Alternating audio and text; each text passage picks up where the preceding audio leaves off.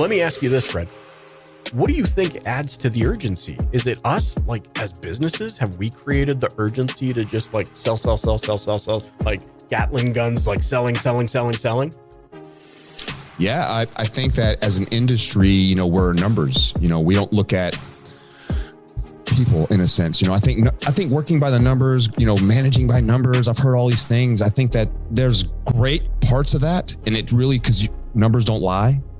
We all know that, and we've heard that term, and it's true. I'm a big mathematician. I love math, and I know how exact math is, and how it correlates with so much in the world. But it's at the same time, there's a human factor in there. There's a, it's just like when you have a salesperson who's not doing well. A lot of times you might call that laziness, but sometimes it's actually most of the time it's something going on in their life. Maybe their spouse is sick or their kids are not doing good at school and they're having to discipline them and they don't like disciplining and they feel bad and they don't know what to do. Or maybe their parent just passed away or their grandparent did. There's so many factors, but that's why I think numbers is a good thing to look at, because you can kind of find that if you really look into it. That's why I love numbers. You see somebody that normally does this many cars, all of a sudden he's dipped to here. You're like, hold on, you want to catch it quick. Hey man, you're having a bad week. What's going on? You need to speak. Do you need time off? What's going on? That's kind of where it's different. You have to figure that out. You can't just go by numbers and say, oh, he doesn't deserve to work here. No, man, here are people. They're people.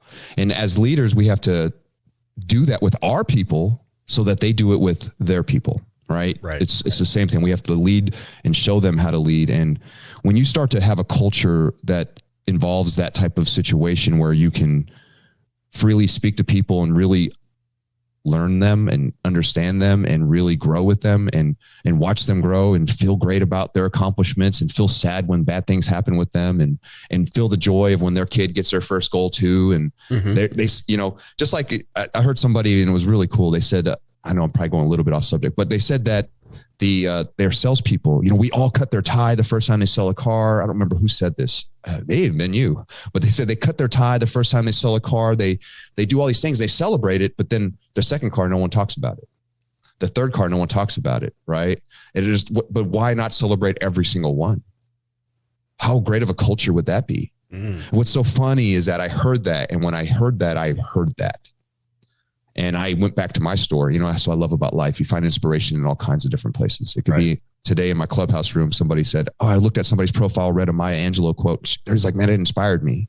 And I was like, man, that's amazing how you can find inspiration in the weirdest places. Right. But it makes you smile having a bad day. But that inspired me. I went back and now, man, every time I'm involved and I'm there and I can say something, I cheer them on, high five them, slap them on the back, whatever it is. I want them to know how much I appreciate and how exciting it is. It's just a mini. Who cares, bro? You just help somebody. You just help somebody change their life. They're getting ready to leave here in a car. Look how happy they are. Yeah. Imagine how much more that, brother, you keep them good. You follow up with these people. These are the type of people that will come back and buy multiple vehicles. They'll send all their friends to you, but they have to remember you, not just the experience. The experience they're going to remember, but they have to remember you too. So make sure you stay in front of them. Make sure you love on them. Show them love on social media. Show them love on their birthdays. Show them love on their anniversary, carversary days when they bought the car. Yeah. All those types of things that we need to do. And man, honestly, I just kind of rambled on. I do apologize about that, but you get what I'm saying here, right? Yeah, I get deep into that, and it starts from the top, and it breaks it down, and it can get so much, but it's really simple. I think all of everything that we want to do in sales and all of everything we want to do on this planet is just do the right thing and be a human being to each other. Yeah. We hear the verse and we've heard this scripture and we've heard this before is that, do unto others as you would do unto yourself. Treat your neighbors like you would treat yourself. Yourself, not how you want to treat your neighbors, but how you would want them to treat you and how you would treat yourself, your family. Yourself is your family, the people you truly care, love, your blood. How you treat them is how you treat somebody that you don't even know. How you treat anybody. You should treat everyone the same with love and compassion and all these things. And when you do that and you're really there to help them and help somebody accomplish something that they're so scared to do, that coming to a dealership takes a lot of energy for somebody. Mm-hmm. It really does, man. Mm-hmm. I don't blame them, man. I used to bang them up for a long time, man. I did it for like a long time. I was a hammer. I would make people do stuff that I knew that was not right. Right. But it's sad that I did that. And I'm not smiling because I think it's funny that I did that. I'm smiling because I've come so far. Right. I'm smiling because I'm so excited, because if I could change after the way I was, I know the whole business can change. It just takes a little bit at a time. And the more people like us talking about it and trying to do what we do and encourage people and show people, hey, I can have a good time, smile, be different. I can have tattoos on my arms. It doesn't matter. I just got to be the best version of myself, give myself the preferred experience that I want. Right. Yeah. And it's a beautiful thing. And I think that's why when you talked about it before we got this, and you talked about the preferred experience, I know I'm still rambling, I'm sorry, but you talked about the preferred experience in your life, that you live for the preferred experience. Yeah. I didn't realize I was doing the same thing, but not always. But since I've been doing that, my life has become my experience that I want. It's more fulfilling. What's crazy is that it touches a lot of other people when you do that. Folks, you want to be fulfilled, live your life, and people will they're going to first be like, oh, what are you doing, man? Why are you doing this? What's your end game? I hate that saying. What's your end game? My end game is that I'm going to die. Thank you. I don't have an end game. I want to live here as long as possible. So I hope that's not anytime soon. Yeah. But my whole plan is just to be better than I was yesterday. Yeah. Find a way to be a better human, try to be as close to Christ as I can be. And if I can do that every single day and try to be as Christ-like as possible, I know that I can be much more than I could ever imagine, because this world gives us opportunity. God has given us opportunity to be everything we've ever wanted to be. Yeah. We restrict ourselves to our own minds. We believe we're a product of our environments. Yeah, we may be slight products of our environment, but that's because of our mind. Once again, we grew up in that. Your environment was only for, if you say, oh, my parents were 18 years was all you had with them.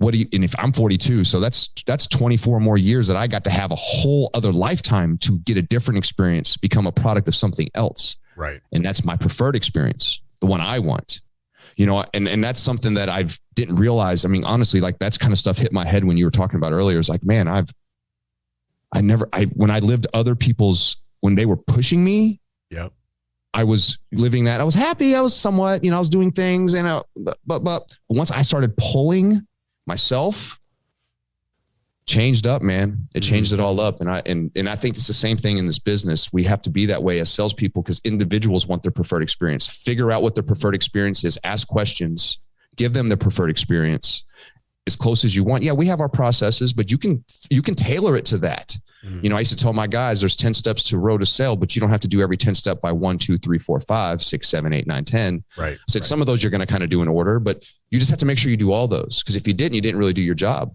And one of my favorite parts in the 10 steps of the road to sale isn't delivery. I love delivery though, don't get me wrong, but it's build rapport. And the reason why I love that is because that's what I always did really well. It's because I ask a lot of questions. I get to know them.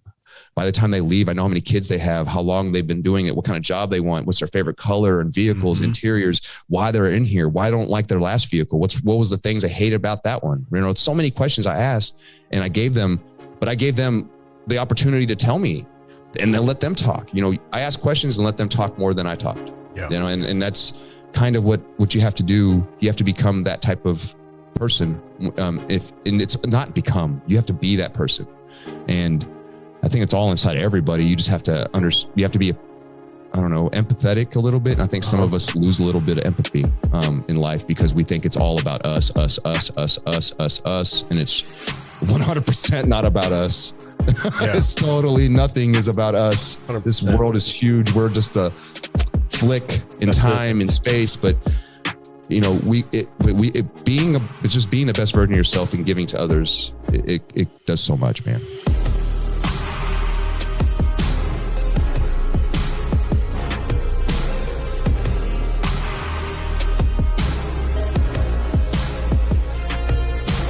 I'm Michael Cirillo, and you've been listening to the Dealer Playbook Podcast.